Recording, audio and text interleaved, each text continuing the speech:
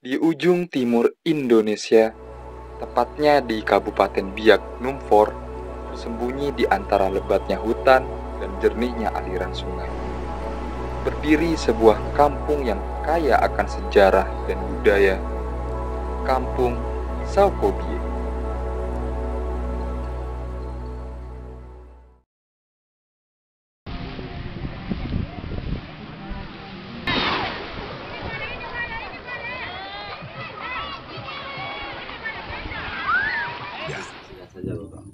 Jadi Saukobie ini pada mulanya Saukobie ini kami dari kelompok kecil, karena waktu Saukobie mau dimekar oleh Andrei, kami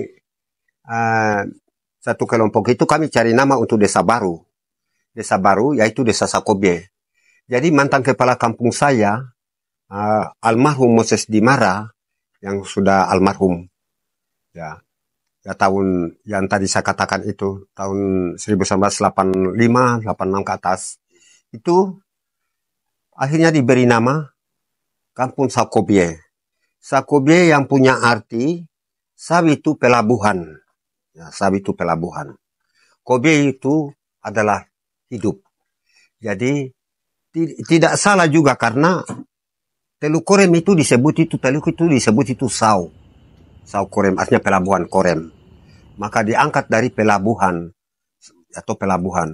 Jadi sawi itu rencana untuk kita hidup. Jadi Kampung Saukobie itu direncanakan untuk dibangun satu kampung supaya dia menampung masyarakat tsunami itu untuk mereka supaya hidup di kampung itu.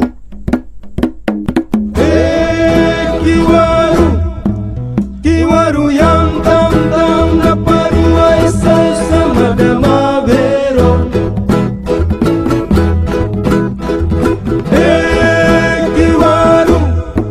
Kiwaru yang tantang dapat sama dama. Tari Yospan ini berasal dari muda-mudi.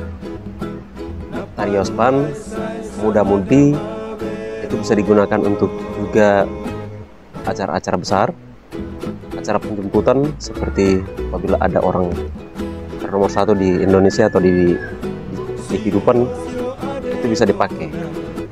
Dan acara Yosim Pancar juga bisa digunakan untuk lomba di daerah Papua lebih khusus. Dan Yosim Pancar lahir pada tahun 1080 sampai 81.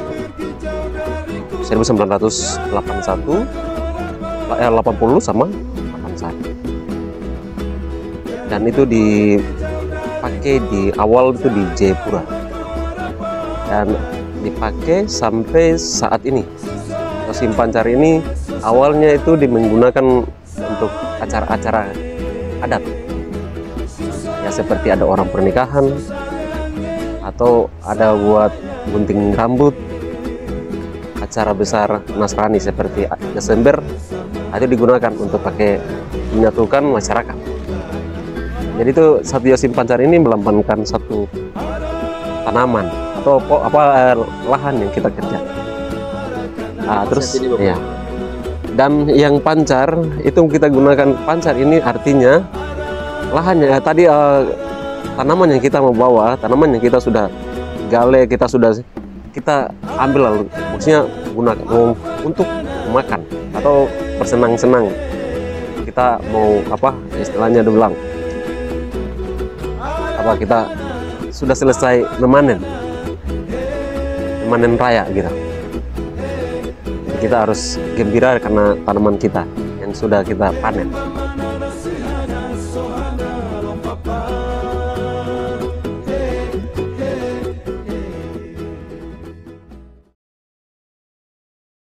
Apa ini? Tugu apa itu?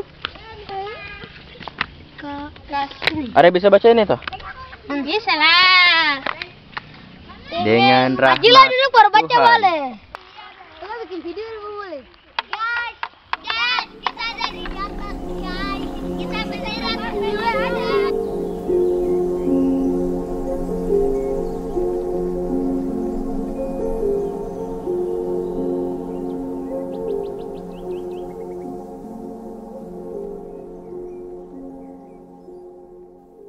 Jadi kalau Anyos, terciptanya Anyos ini itu sudah dari sejak moyang.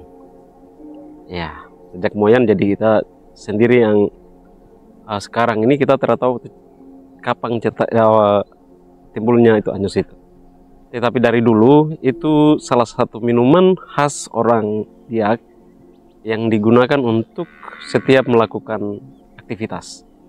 Seperti ada berkebun, orang tua menggunakan itu sebagai pertemuan khusus kalau mereka mengkonsumsi itu alkohol Anyos.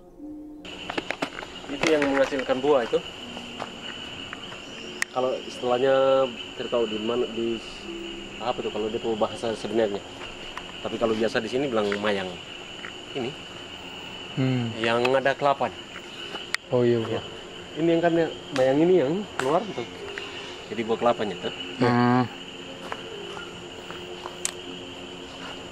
Kalau di sini bahasa Biaknya porboy. Porboy.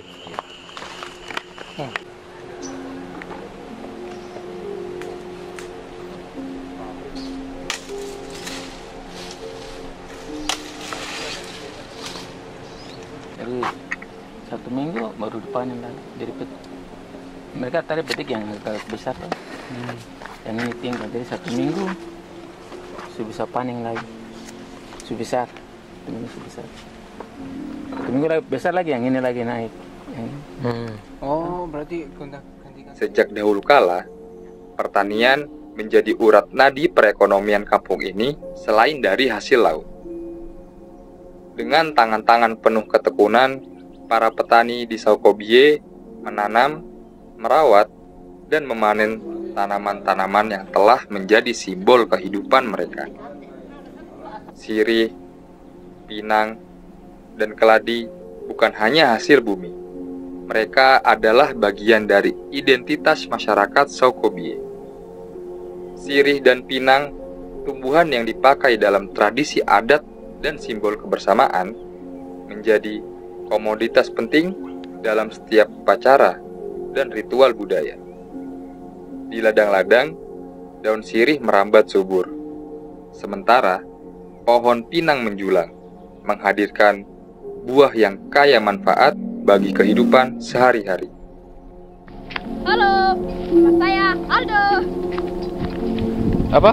Di Warpon itu baru sungai ke sana itu sudah baru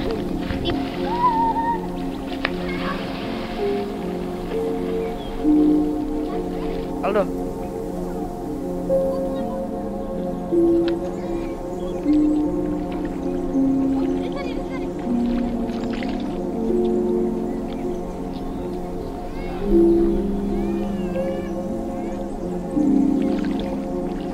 Kalau kakak bilang Mahardika Bakti Nusantara, tahu. Apa? Apa itu? Jaya. Jaya Mulyaka Nusantara. Mantap.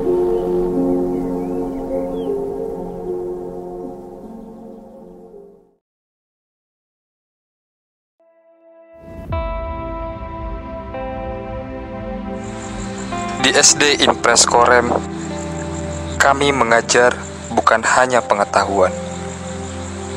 Kami melihat potensi anak-anak yang penuh semangat dan juga rasa percaya diri bahwa mereka adalah aset masa depan kampung ini.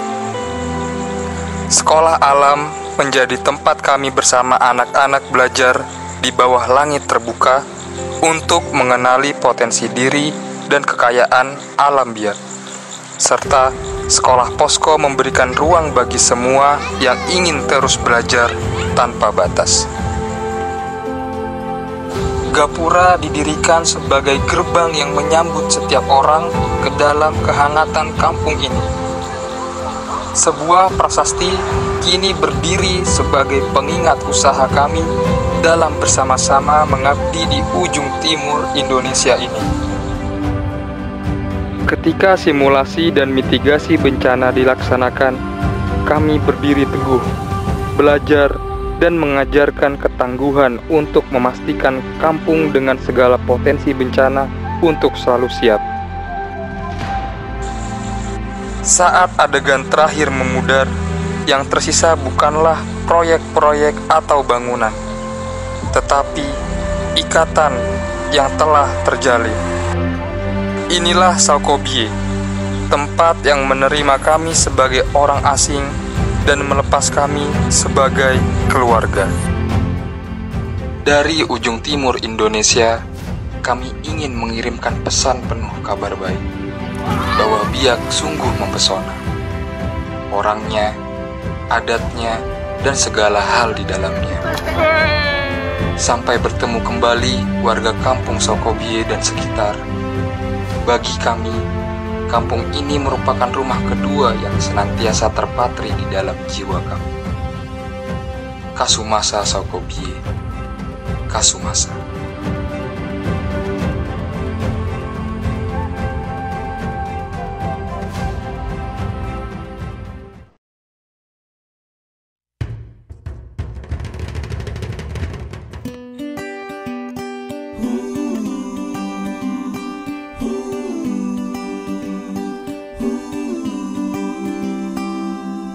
Aduh, mama lihat sapu hati suta tinggal di gunung